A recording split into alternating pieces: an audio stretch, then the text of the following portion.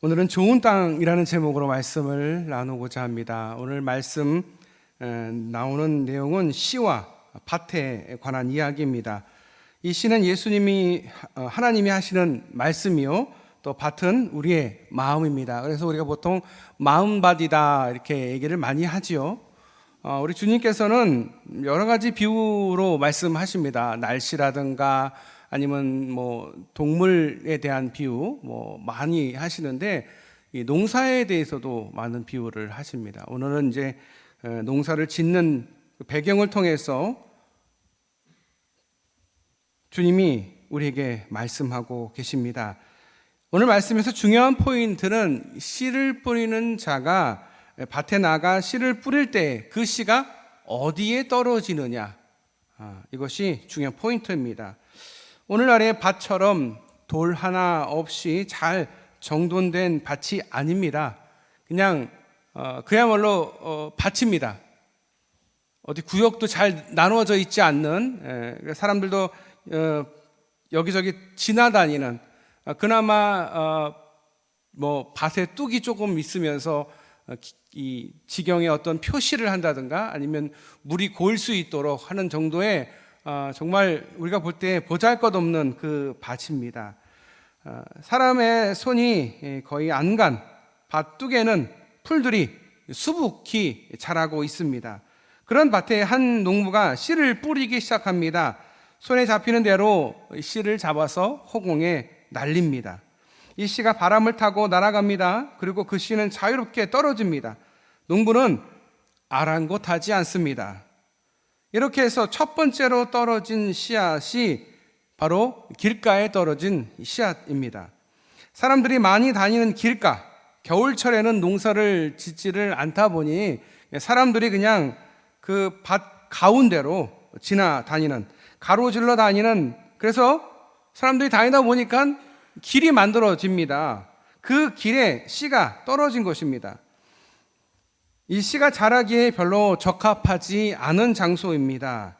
그 씨 역시도 왜 나는 이런 곳에 떨어졌을까 만족해하지 못할 쯤에 사람들에게 밟히고 새들에게 먹이가 되어버리는 씨, 첫 번째 씨는 길가에 떨어집니다. 많은 사람들이 다니는 길에 떨어진 씨, 반들반들하게 닦아진 사람의 마음과도 같은 길입니다. 무수한 말들이 들려지고 읽혀지고 있지만 자신과 상관없는 말씀들입니다. 말씀이 자신의 삶에 주어지지만 아무 의미가 없습니다. 말씀을 들음에도 불구하고, 신앙생활을 수십 년 했음에도 불구하고, 또 말씀을 많이 듣고 말씀에 대해서 남에게 말해줄 정도로, 이야기해 줄 정도로 많이 알고 있지만, 그러나 그 말씀은 나의 삶에 부딪혀 본 적이 없는 말씀들입니다. 마치 말과 글을 모르는 문맹인이 알아듣지 못한 채 누군가의 말을 들어야 한다면 그처럼 답답한 일이 있겠습니까? 그런데 그런 답답함도 느끼지 못합니다. 수없이 들리는 말씀들이 말씀의 홍수 속에서 자신의 구원과는 상관없다면서 말씀에 대해서 어떻게 생각하고 있느냐, 받아들이지 않는 마음들. 그러다 보니 새들이 와서 쪼아 먹는 것처럼 마귀가 와서 구원을 얻지 못하도록, 그 말씀이 마음에 새겨지지 못하도록 그 말씀들을 빼앗아 갑니다. 감동을 못 받게 합니다. 많은 사람들이 그럽니다. 은혜를 끼치기를, 나에게 감동을 주기를, 이번 주 말씀은, 또 내가 이번에 읽는 이 말씀은 나에게 감동을 줬으면, 나에게 깨달음을 줬으면 하는 마음으로 읽습니다. 하지만 그 많은 말씀의 홍수 속에서도 내가 받아들일 준비가 되어 있지 않고 받아들일 마음이 없으면 아무리 수많은 말씀이 있다 하더라도 그것은 내 마음에 뿌리를 내리지를 못합니다. 신앙생활을 한 지 얼마 안 된 사람이 더 은혜를 잘 받습니다. 말씀을 들으면 다 내 이야기구나 라고 생각을 합니다. 그런데 신앙생활을 오래 하면 오래 할수록 교만한 마음이 생겨가지고 저 얘기는 그 김집사가 들어야 되는 내용인데, 누가 들어야 되는 내용인데 나하고 상관없는 말이야 라고 받아들인다는 거예요. 그 예로 그런 말씀을 드리는 거예요.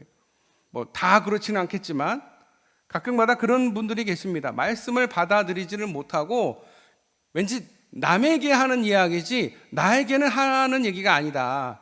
그런데 뜨거운 열정과 또 갈급함이 있는 분들은 다 본인한테 한다고 생각을 합니다. 물론 본인의 상황을 다 알고 하면 좋겠지만 모르고 말씀을 전하는 경우가 많은데 이번 주 말씀은 나한테 하시는 것 같아. 내 상황을 너무 잘 하시는 것 같아. 뭐 이렇게 말씀하시는 분들이 계시거든요. 뭐 제가 100% 알지는 못합니다만 말씀을 준비하다 보니 또 말씀을 해석하다 보니 맞을 수가 있겠죠. 그런데 마음밭이 어떠느냐, 단단하느냐 아니면 좋은 땅이냐. 단단하다면 아무리 말씀이 와도 받아들이지를 못한다는 것입니다. 사람들의 발에 밟힌다는 것은 또 뭡니까? 사람들이 가진 통념, 세속적인 가치관에 의해서 말씀이 묻혀버린다라는 거예요. 하나님이 나에게 최우선이 아니라 세상 사는 게 나의 최우선, 내 복을 빌어주고 내게 도움이 되는 하나님. 아이들도 그런 아이들 있잖아요. 아빠 사랑해, 아빠 어떻게 해, 막 이러면서 아빠 나와 놀자 이렇게 하는 아이가 있는가 하면 다짜고짜 아빠한테 아빠 용돈 내놔, 나 뭐 사야 되니까 용돈 줘. 여러분 어떤 아이입니까? 만약에 후자라면 이게 문제가 있다라는 거예요. 아빠를 사랑하기는 사랑하는데 이 가치관이 돈이 먼저예요. 내가 갖고 싶은 거. 그러니까 뭐예요? 중심이 아빠가 아니라 나라는 거죠. 말씀을 받아들일 때도 말씀의 주관이 내가 되면 안 되고 하나님이 주관자가 돼야 돼요. 주인공은 하나님인데 하나님 말씀이 주인공이고 핵심인데 자꾸 내가 생각할 때는 그거는 아닌 것 같아. 내가 판단할 때는 그 기준에 모자른 것 같아. 이거 해석이 잘못된 것 같아. 이런 판단을 갖고 있는 그 마음판이 길가와 같은 아주 반질반질하고 아주 딱딱한 길가와 같은 마음판이다라는 것입니다. 말씀으로 인해서 은혜를 경험하기 위해서는 세상의 경험과 지식과 정보를 다 내려놔야 됩니다.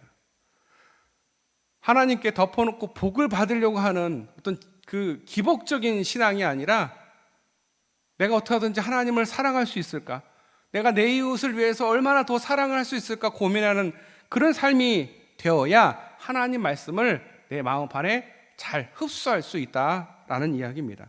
두 번째는 씨가 떨어진 곳이 바위 위다라고 되어 있어요. 이것은 새 번역에서 돌짝밭이라고 되어 있습니다. 얇게 흙이 덮이고 그 밑에 돌들이 있는 밭입니다. 그러니까 눈으로 볼 때는 그냥 흙 있는 땅 같아 보이는데 사실은 그 밑에 돌이 잔뜩 깔려 있는. 우리 지금 주차장 보시면 돌이 엄청 많고 거기에 마사토나 모래를 깔아가지고 보기에는 그냥 흙이 많은 것 같은데 차들이 이렇게 왔다 갔다 하면 다 흙은 다 날아가고 먼지처럼 날아가고 이 돌만 남는 그런 땅을 이야기합니다. 그런 것에 씨앗이 떨어집니다. 밭을 갈다 보면 그런 밭들이 많이 있습니다. 돌만 깔려 있는 밭들. 이것도 씨가 잘 자랄 수가 없는 곳입니다. 그런데 씨가 처음에 떨어졌을 때는 나름 흙이 있어서 어느 정도 자라다가 시간이 지나면 태양열에 의해서 씨가 말라서 죽거나 아니면 밑에가 돌이다 보니 이 줄기, 뿌리를 충분히 밑으로 내리지를 못해서 제대로 자랄 수가 없어서 죽어버리는 경우가 많이 있는 그 밭. 돌짝밭의 문제는 덮여져 있는 흙의 두께, 그게 너무 얇다라는 거예요. 그러다 보니 더 이상 뿌리를 보호할 수 없고 그래서 그 식물은 죽게 된다. 여러분, 우리가 말씀을 받습니다. 말씀을 보고 말씀을 듣고 말씀을 읽으면서 하나님 말씀을 받습니다. 그리고 우리의 삶에 그 말씀을 적용합니다. 그리고 그 말씀이 주는 은혜와 기쁨을 누립니다. 그런데 그 시간이 짧다는 게 문제입니다. 흙에 덮인 두께만큼만 일시적으로 누리는 기쁨. 맞아, 그 말씀 나에게 주시는 말씀이야. 나에게 참 그때 그 말씀이 나에게 정말 좋은 말씀이었지. 근데 시간이 지나서 그냥 옛 과거만 추억할 뿐이지 지금은 은혜를 못 받고 있는 내 자신을 돌아보게 됩니다. 그 마음이 어떤 마음이냐? 바로 돌 위에 얕은 곳에 있어서 뿌리를 내릴 시간이 필요한데, 인내가 필요한데 그것을 견뎌내지 못했을 때, 그 밭에서 살아남으려면 그 밭에 적응을 하든지 그 밭의 돌들을 다 제거를 해야 됩니다. 결국 그 시련을 견뎌내야 됩니다. 우리 믿음이라는 것이 말씀이 왔을 때 그 말씀을 부여잡고 오랜 동안 묵상하면서 곱씹고 곱씹으면서 내 삶 속에서 체험된 말씀과 그 말씀을 내가 판단하고 그 말씀을 듣지 않으려고 하는 마음이 있다면, 그 말씀은 아무리 좋은 말씀, 아무리 좋은 사람이 와서, 아니 예수님이 와서 해도 듣지를 않습니다. 그러니까 결국은 내 마음밭이 어떻게 준비되어 있느냐가 중요하다는 거죠. 그리고 그 말씀이 떨어지고 나서 그것을 견디고 그것을 계속 부여잡고 그 말씀을 가지고 씨름하면서 삶을 살아야 우리 신앙이 성장을 하는데, 그 말씀을 그냥 잠깐 들었다가 은혜 도는 말씀이야, 참 좋은 말씀이야 라고 하고 거기서 끝나버린다면 그 말씀은 거기서 끝날 뿐이지 내 심중에 깊이 새겨지지 못하는 말씀이 된다라는 것입니다. 우리는 그래서 말씀을 듣고 그 말씀을 끝까지 안고 가야 됩니다. 대부분의 사람들이 시련 앞에 굴복을 합니다. 조금 어려운 일들, 조금 시험 든 일들이 있으면 거기에 굴복합니다. 자신에게 주어진 말씀을 제대로 믿어보지도 못한 채 말입니다. 그것은 말씀의 능력을 작은 부분에서도 경험하지 못했기 때문에 그렇습니다. 잠깐 믿다가 시련을 당하는 삶, 예수님을 잘 믿다가 말씀을 잘 따르다가 조금 힘든 일이 오면 떠나버립니다. 우리 아이들이 학원을 그만 다니면서 뭐라고 하는지 아세요? 학원을 끊었다라고 얘기를 해요. 그러면 교회를 다니다가 교회를 안 나가면 애들이 뭐라고 할까요? 교회를 끊었다 얘기를 해요. 그 얘기가 뭐예요? 인연을 끊었다라는 거예요. 관계를 끊었다라는 거예요. 왜 그렇습니까? 시련이 왔을 때 그거를 잘 내가 곱씹고 받아들이지를 못해서 그런 거예요. 그러니까 믿음이 얇은 거예요. 얇다 보니까 충분히 견뎌내지 못했고 시련을 견뎌내지 못해서 그 말씀이 충분히 마음속 깊이 새겨지지를 못했다라는 거예요. 나에게 주신 말씀이 없다라고 말합니다. 그런데 그렇지 않습니다. 말씀을 주셨습니다. 그런데 그것을 내가 충분히 받아들이지 못했다라는 것입니다. 우리의 삶은 이 기독교적인 토양에서 살고 있지가 않습니다. 일단 우리나라 국교가 기독교가 아니잖아요. 그렇죠? 그리고 몇 천 년 동안 우리는 무교의 기본 바탕을 갖고 있었습니다. 가만히 있어도 신앙생활에 도움이 되는 세상이 결코 아닙니다. 정치든 경제든 교육이든 문화든 모든 세계관이 기독교적인 세계관과 정반대의 삶을 사는 것이 우리 경험을 통해서 알지 않습니까? 그러니 주일은 하루 동안 하나님 믿는 척하지만 실제로 6일 동안은 하나님 믿지 않는 사람들과 6일 동안 그 세계관을 공유하면서 살다 보니 우리가 훨씬 더 그쪽에 물들 확률이 높아집니다. 나는 주님의 전이 좋사오니 평생 주님의 전에 살겠습니다 라고 하는 사람이 몇 없잖아요. 나머지 다 세상에 나가서 어떻게 하든지 살아야 되다 보니까, 그러다 보니까 우리의 삶이 보면 대부분 하나님 말씀과 정반대되는 삶을 삽니다. 오늘 말씀 그대로 도입한다면 우리의 삶의 환경에서 캐내야 할 바위덩어리 너무너무 많습니다. 우리 삶에서 말씀대로 살아갈 때 어려움을 주는 내 삶의 그 바위덩어리 얼마나 많습니까? 내 생각과 다른 삶 속에서 말씀을 받아들이는 게 결코 쉽지 않습니다. 그런데 그게 당연하다라는 거예요. 나는 오늘 말씀을 들어도 무슨 말인지 잘 모르겠고 은혜가 안 돼. 어떻게 보면 당연할 수 있어요. 왜? 내 머릿속엔 세상적인 생각밖에 없거든. 세상적인 정보밖에 없는데 말씀을 들으려고 하니까 이게 받아들여지지가 않는 거예요. 세 번째로 떨어지는 씨앗은 밭 언저리 가시덤불 속에 있는 것입니다. 그것은 밭이 아닙니다. 씨앗이 뿌려질 때 바람에 날려간 곳이 밭둑입니다. 처음에는 씨앗이 자라는데 처음에는 아무 문제 없어 보입니다. 그런데 시간이 갈수록 이 씨앗으로부터 풀들이 자랄 때에 주변에 있는 풀들이 훨씬 더 빨리 자랍니다. 마침내는 이 씨앗으로 인한 줄기가 더 이상 자라지 못하도록 주변에 있는 풀들이 막습니다. 햇빛도 못 받게 막아버립니다. 그래서 그 곡식의 줄기는 싱싱하지 않은 모습이 됩니다. 결실을 할 수도 없습니다. 말씀이 자라는 환경도 그렇습니다. 밭이 아닌 곳처럼 엉뚱한 곳에서 말씀이 자라나기 시작합니다. 자기 나름대로 신앙을 가진 채로 자라갑니다. 열매는 없지만 나름대로 말씀을 잘 알고 있습니다. 엉성하게 자라났기에 어떤 난관도 뚫기가 어렵습니다. 교회 밖으로 떨어져 나간 사람들이 신앙생활을 잘할 수 있느냐? 아니다라는 거예요. 어렵다라는 거예요. 조그마한 유혹과 이해관계 앞에서 자신의 신앙을 쉽게 접습니다. 신앙보다는, 하나님보다는 물질과 자신의 필요들에 민감합니다. 왜? 내가 중심이거든. 하나님 말씀이 중심이 아니라 내가 중심이거든. 신앙도 내 중심으로 믿거든. 내 중심으로 판단하거든. 신앙도 자신의 삶에 도움이 되어야 한다라고 생각을 합니다.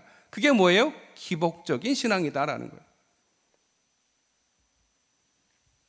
밭이 아닌 곳에 자라는 그 씨앗의 삶입니다. 분명 씨는 하나님 말씀인데 어떤 밭에서 자라는가에 따라서 다른 형태의 삶을 살게 됩니다. 아울러 우리의 신앙이 형성되거나 성장해 갈 때 수많은 유혹과 삶의 그 위협들이 있습니다. 주일만 해도 그렇지 않습니까? 아유, 주일날 뭐 교회가 나랑 저기 산에 갑시다. 아유, 주일날 좀 우리 쉬면서 좀 좋은데 우리 가족끼리 어디 갑시다. 이런 유혹들 얼마나 많습니까? 여러분 그렇죠? 아, 교회 멀잖아. 뭐 차 타고 갈 필요 뭐 있어? 그냥 여기서 그냥 인터넷으로 대충 예배 드리면 되지. 얼마나 유혹이 많은지 몰라요. 또 유협도 많습니다. 아유, 주일날 일해야지. 뭐 교회를 어디가? 내가 돈 많이 줄 테니까 주일날 나와서 일해. 이런 그것도 많고요. 유협, 그러니까 교회 다니는 거를 이제 대놓고는 못 하니까 막 싫어하고 뭐 괜히 코로나 걸리는 교회 뭐 말씀을 듣지 못하게 하는 많은 유혹적인 요소들이 많이 있습니다. 뭐 예를 다 못 들었지만 우리는 이런 문제들을 어떻게 다루느냐에 따라서 우리의 신앙의 형태가 만들어지는 겁니다. 그것을 잘 이해하고 그 유혹을 극복하고 그 위협으로부터 극복해내는 것. 하나님 말씀을 받은 우리들이 어떤 마음을 지녀야 하는가? 그 마음밭에서 우리의 신앙과 삶이 자라난다라는 거. 예수님의 말씀을 듣기 위해 수많은 사람들이 모여 있습니다. 각 동네에서 모여든 그들에게 주님은 비유로 말씀하십니다. 그리고 들을 귀 있는 자들은 들을지어다 라고 말씀하십니다. 중요한 부분입니다. 주님으로부터 들려지는 수많은 말씀들은 진리요 보석과 같습니다. 그러나 그 말씀의 의도를 잘 깨우칠 수 있다면 진정으로 주님을 따르는 제자가 될 것입니다. 주님은 자신을 따르는 사람들이 온전함으로 따르기를 원합니다. 그래서 그들의 부족함을 일깨우셨습니다. 세 종류의 마음들은 주님이 우리를 향해 주시는 깨달음입니다. 제자들을 따로 불러서 자세하게 일러주셨듯이 그 비유의 비밀들을 우리가 들었습니다. 세 가지 마음들이 변화되어야 좋은 땅이 된다라는 것입니다. 그게 결론입니다. 처음부터 좋은 땅이 될 수는 없어요. 살다 보면 어려움도 있고 유혹도 있고 위협도 있고 많은 어려움이 있어요. 그러다 보니 말씀이 잘 적용이 되지를 못하는 거죠. 반대로 신앙생활을 많이 했다고 겸손하지 못하는 마음, 미성숙한 그리스도인의 그 마음으로 말씀을 받아들이면 말씀이 잘 적응이 안 되죠. 여러 가지 상황이 있습니다. 그 모든 상황 속에서 어떻게 보면 그게 당연할 수도 있습니다.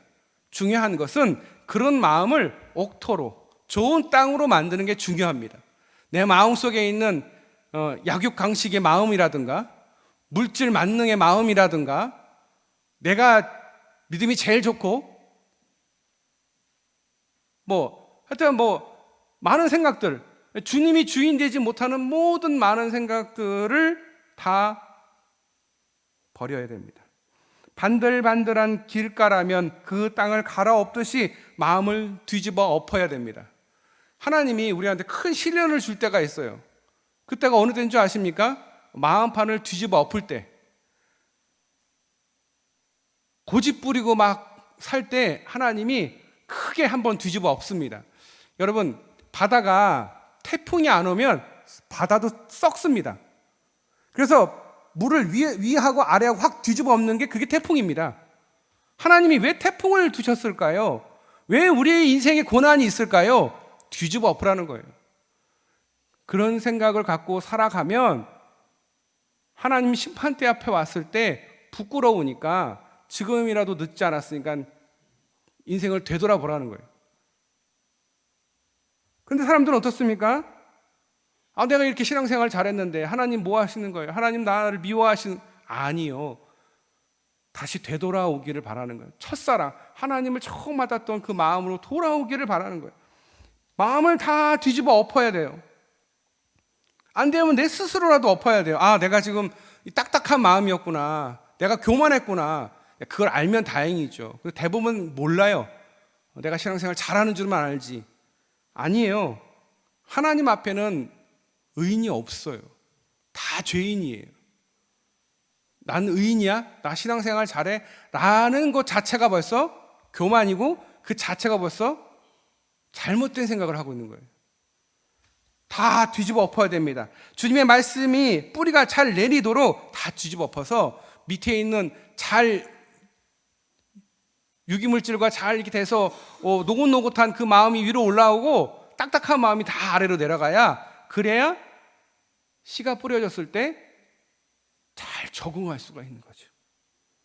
마귀가 와서 속삭이지 못하도록, 사람들의 말에 더 이상 귀 기울이지 않도록 신앙생활에 열심을 가져야 됩니다. 내가 예전에 1시간 기도했으면 이제는 2시간 기도해야지. 내가 예전에는 1년에 3독했으면 올해는 내가 5독해야지. 이렇게 최대한 내가 자꾸 바꾸려고 하고, 그리고 사람을 만나기보다는 하나님 말씀 보는 것을 더 즐거워하고, 놀러 가기보다는 교회 나와서 예배드리고 새벽에 나와서 하나님 앞에 엎드리고, 하나님이 이걸 더 좋아한다라는 거죠. 당연한 것 아니겠습니까? 흙이 얇게 덮인 밭이라면 흙 속에 묻혀있는 돌덩어리들을 파내야 됩니다. 사실 우리가 잘 알지 않습니까? 내 돌덩어리가 뭡니까? 내 삶의 암초들이 뭡니까? 상처, 아픔, 이것들 다 파내야 됩니다. 잘못하면 이게 쓴 뿌리가 돼서 남을 찌를 수도 있고 내 인생을 황폐하게 만들 수도 있습니다. 이거 다 파내야 됩니다. 가시덤불에 덮여서 결실할 수 없는 씨앗이라면 가시덤불과 엉겅퀴를 다 걷어내야 됩니다. 같이 자라는 것이 아니라 잡초들은 뿌리채 뽑아 없애버려야 됩니다. 잡초와 곡식은 절대 같이 자라서는 안 됩니다. 신앙생활을 하면서 부딪히는 그 과제들이 보일 때마다, 막아설 때마다 그 시험거리들을 걷어내야 됩니다. 그 시험거리들을 두고서는 절대로 우리의 신앙은 승리할 수가 없습니다. 누구든지 좋은 땅에 말씀이 심겨지기를 원합니다. 착하고 좋은 그 마음으로 말씀을 받기를 원합니다. 그러나 말씀을 듣고 말씀을 지키고 인내해야 결실을 얻을 수가 있음을 기억하시기를 바랍니다. 여러분, 견뎌내셔야 됩니다. 힘드시다고요? 견뎌내시면 됩니다. 연단이 있으시다고요? 그 연단을 견뎌내시면 됩니다. 그러면 주님께서 복을 주십니다. 주님께서 은혜를 주십니다. 우리 먼 아프리카 땅 가보시면 어떻습니까? 척박한 땅이 펼쳐져 있습니다. 그 땅에는 식물이 별로 자라지가 않습니다. 지나다 보면 마른 풀들만 좀 있습니다. 이 광야가 되면, 건기가 되면 다 바짝 말라서 풀들이 거의 없는 것처럼 보이고, 있는 것도 다 이렇게 부셔져 보입니다. 그런 나무들이 황량한 그곳에 보면 인가가 있습니다. 사람이 사는 곳이 있어요. 신기하지 않습니까? 아니, 누가 봐도 살 수가 없는 상황인데 사람이 삽니다. 사람도 짐승도 식물도 살기 힘든 그곳이지만 아프리카는, 그 아프리카 땅에 있는 아프리카인들은 그 땅을 떠나지를 않습니다. 왜냐하면 건기가 지나고 우기와 함께 봄이 오면 그 들판은 다시금 새 풀이 돋아나기 때문입니다. 아무리 힘들고 어려운 삶일지라도 주님이 주신 말씀을 붙들고 살기만 하면 그 삶에서 반드시 결실을 얻게 됨을 믿으시길 바랍니다. 지금은 힘들어요. 내가 신앙생활하는 게 힘들고 삶이 그냥 힘들어요. 그냥 하나님이 계신 건지 나는 그냥 하루도 버티기가 힘들어. 하지만 견뎌내시면, 인내하시면 결실이 있는 줄 믿으시길 바랍니다. 축복의 산물이 분명히 있습니다. 여러분 모두에게 그런 축복과 은혜가 함께 하시기를 간절히 축원합니다. 기도하겠습니다. 하나님 아버지, 우리의 마음이 좋은 밭 되게 하여 주시옵소서. 내 마음속에 있는 쓴 뿌리들, 상처들, 돌덩이들 다 걷어내고 오직 주님 한 분만 사모하고 사랑하게 하여 주시옵소서. 힘들고 어렵고 연단 가운데 있는 우리 성도들 견뎌내게 하여 주시옵소서. 이겨내게 하여 주시옵소서. 주님만 함께 해 주신다면 이겨낼 줄 믿습니다. 주님 말씀 붙들고 살게 하여 주시옵소서. 반드시 결실을 얻게 될 줄 믿게 하여 주시옵소서. 모든 노력의 결실이 주님이 주시는 축복의 산물임을 믿고 그 축복하심을 기대하며 이 어려운 시기들을 견뎌내는 우리 모든 성도들 되게 하여 주시옵소서. 말씀을 마음속 깊이 받아들이며 항상 아멘으로 화답하는 우리 모든 성도들 되게 하여 주시옵소서. 우리를 사랑하신 예수님의 이름으로 간절히 기도드리옵나이다. 아멘.